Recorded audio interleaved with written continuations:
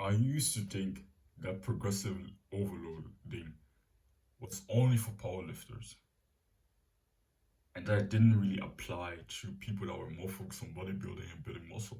And I just thought to myself, okay, people that try to build muscle should just do higher reps and don't really not really think about how much strength they're gaining over time.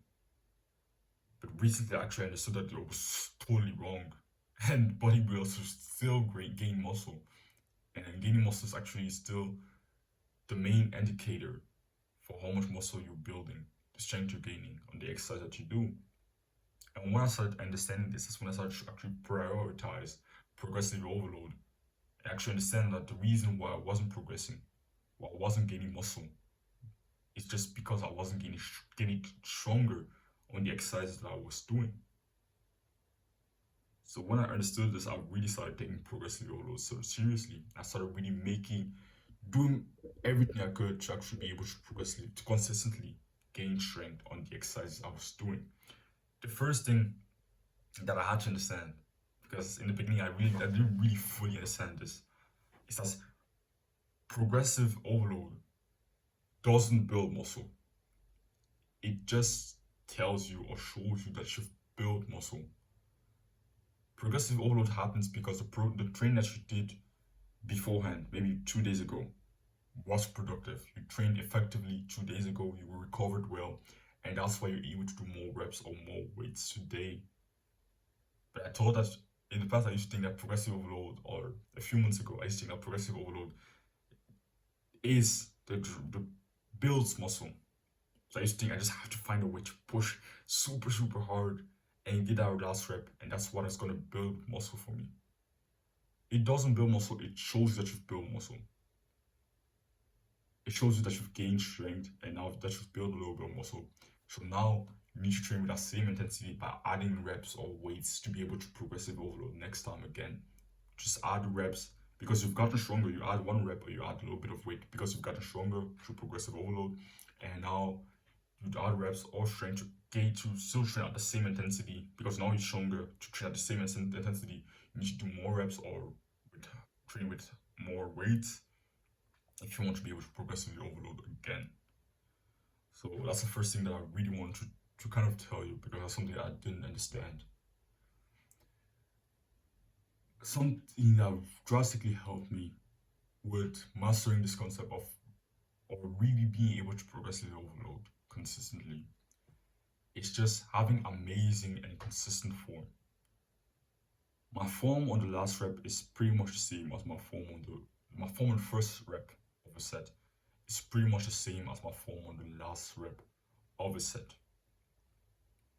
The only difference is that my concentric is drastically slower on the last rep. It's like the speed at which I get the weight up on the last rep is drastically slower.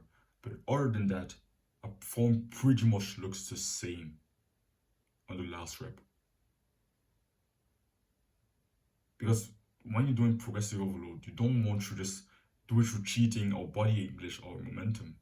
Because very often in the past, what I used to do is I would train hard, I would use good form on the first few reps, but as it would get difficult, as it would get painful, and as my reps would slow down, what I would do is I would basically just start cheating, start using momentum, start using body English, start using other muscles that aren't really the main drivers of that movement to compensate for the fact that it would get difficult. But now I've learned to actually push, to actually lean into the pain. And on a lot of exercise, my form actually gets better as it gets difficult. I actually control the weight more as it gets more difficult. I actually go even, like my form just gets better as it gets more difficult or stays the same as it gets more difficult. And that's very important. You want consistent form. You want your first rep to be with the same range of motion and at least the tempo of the eccentric being similar than your last rep. The only thing that should change is your concentric, the speed of your concentric. That should naturally change. You shouldn't intentionally try to slow down the speed at which you get to weight up. It should just be natural because it's getting more difficult. Another thing is just adding weights. Adding weights. I used to train at home I had very little limited weights. I just had my body weight and some dumbbells, two 10 kg dumbbells, so 20 kg in total.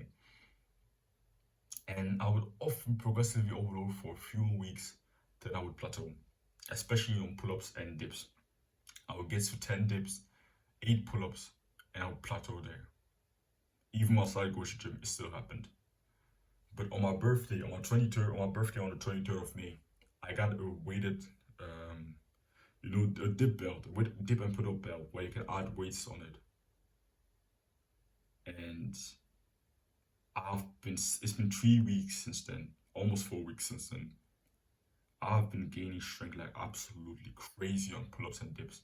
And I've been progressively overloading very well on pull-ups and dips. 3.5 weeks ago, I was doing 10 kg dips. I was doing weighted dips for 10 kg for 5 reps. Yesterday, I had another push workout, so 3.5 weeks later, I did 6 reps of weighted dips with deep range of motion and pause at the bottom. 6 reps with 20 kg. I was plateauing for months on dips. I was plateauing on 10 reps. But when I just started adding weights as well, I just broke through that plateau. And that was one of the main things holding me back when I was training here at home. Because I had such limited weights, I could just add reps or find a more difficult variation. But now I'm able to just add weights also. Like I add reps I have a rep range. So 5 to 7 is my rep range. So I first start at 5, and then when I get to 7 with that same weight that I used to do 5 with, I just add 2.5 or 5 kgs to be able to go back down to 5 reps. And then I repeat that process over and over again. 3 weeks ago, I was doing weighted chin-ups with 10 kgs, 10 extra kgs for 5 reps. Today, I'll probably be able to get that same, like 15 kgs now for 7 reps. The reason why is because I missed the workout because I was sick. If I didn't miss out workout when I was sick, I would be able to do 20 kg by now of weighted chin-ups for 6 reps also. But I missed the workout because I was sick. So you see, my strength started going up again when I started adding weight. I was just adding reps in the past, and I plateaued for months. And because I've also added weights, my endurance and ability to do higher reps on pull-ups and dips is probably a lot higher. So I'm probably able now to do a lot more reps than I used to on dips and pull-ups 3.5 weeks ago. So it really taught me that there's a limit to how much reps you can just add on an exercise. And at some point you should find a harder variation or add weight. That's what it really taught me. Either add weights or find a harder variation. You don't need to, even if you don't get to the point where you do 30 reps, because scientists say they should do at least 5 to 30 reps on an exercise, and they would say, okay, as long as you're in a rep range, you're going to be able to gain strength in everything. But at some point, adding just reps to a certain exercise, it made me plateau on pretty much any exercise I was doing. I plateaued.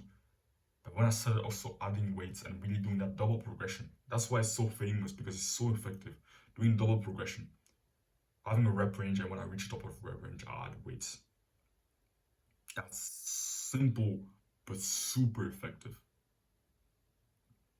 So have a way to add some weights, or if you're training at home with calisthenics, you can even just find harder variation, which is difficult. Finding a harder variation constantly that is actually in that good range where it's more difficult, but you can still do it, and you can still do it for at least 5 reps, is a difficult thing. So just adding weights is probably the best thing you can do. Having a rep range, and when you reach the top of our rep range, you basically just add some weights. Simple. Don't have that rep range too big. Don't do like, okay, my rep range is 6 to 15. Because I used to think like that, and I wanted to get to at least 20 reps of pull-ups and 30 reps of dips before I actually added weights.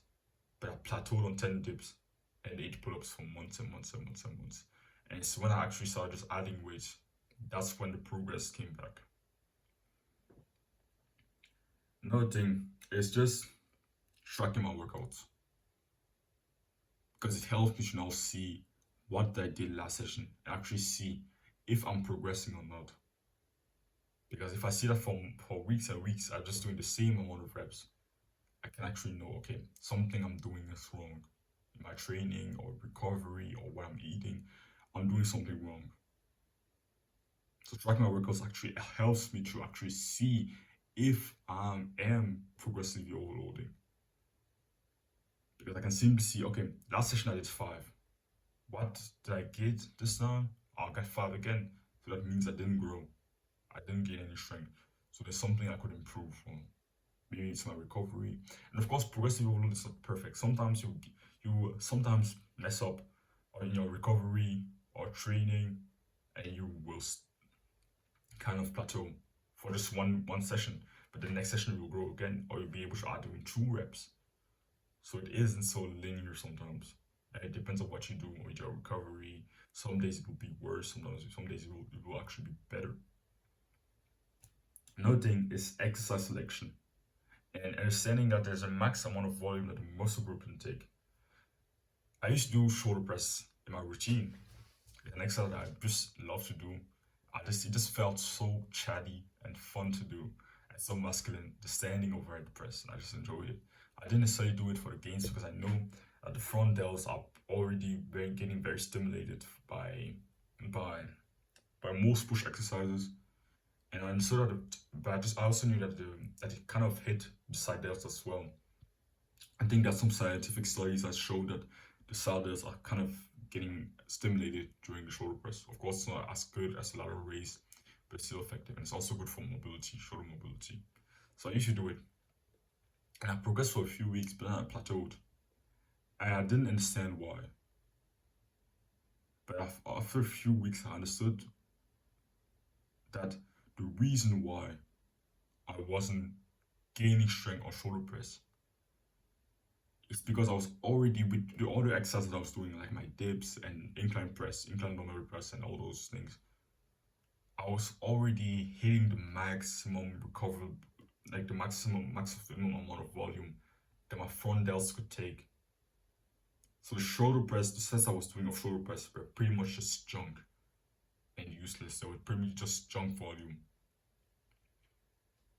And understanding that a muscle can just take, there's a limit to how much a muscle can take. And to be able to progressively overload, you should just focus on you should train in that zone just below that range, that line where that muscle can't recover anymore. So understanding that, I just decided to remove shoulder press because I noticed that it was just junk volume. I was doing it, but I wasn't progressing on it. And the reason why I wasn't progressing on it is because my front delts were already toasted by the time I did shoulder press. So if I ever decide to do shoulder press again, I'm probably gonna do it at the start of my workouts and remove another exercise and put the shoulder press in place of that exercise. If one day I want to focus on it again, I want to get really strong at it, but it's not a priority right now. So I just decided to remove it. So on average, I think a good rule is just doing 2 sets or 2 exercises for muscle group, but never doing 2 exercises that are pretty much the same exercise. So that 2 exercises that pretty much hit the muscle in the same way. So for example, I'm going to take an example that's pretty much obvious, or isn't so obvious, but doing bench press and then doing a flat bench press, and then doing flat push-ups isn't like the best thing you can do because they pretty much hit your chest in the exact same motion. It's just as on the push-up you're going down and up, and on the push-up you're kind of moving your body weight, and on the bench press you're moving the barbell. But it's pretty much the same motion which hits the muscle in the same way. So finding another exercise that hits the muscle differently. For example, I do dips and incline dumbbell press. The incline dumbbell press hits more my upper chest, and it's in an incline, so it's at another angle. But the dips hit more of my middle, lower chest.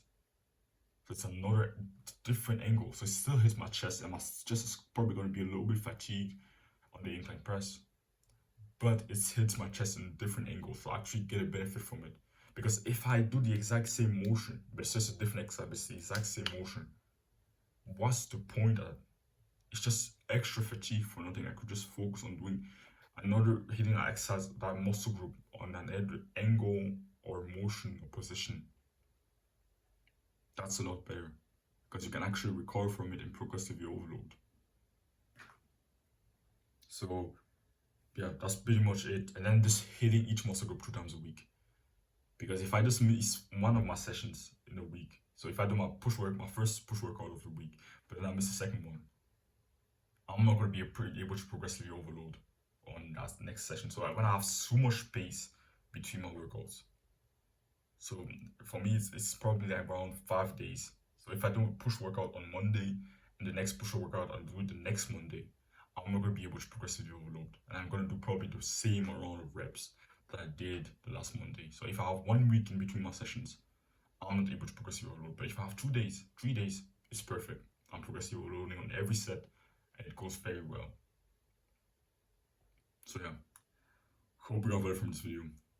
That's pretty much all I have to say. And I really hope you can understand this because progressive overload is the basis of progress. It shows that you've built muscle. If you're not progressively overloaded, you're probably not building muscle.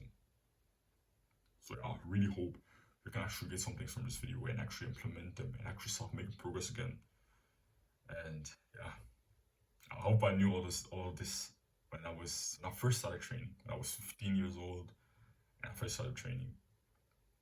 I would be a lot bigger now and I would have made a lot more progress if I actually did. So yeah, don't worry from discomfort, chase it. And oh, I almost forgot. If you're interested in my fitness coaching, then you can go and click the first link in the description. Now, don't worry from discomfort, chase it.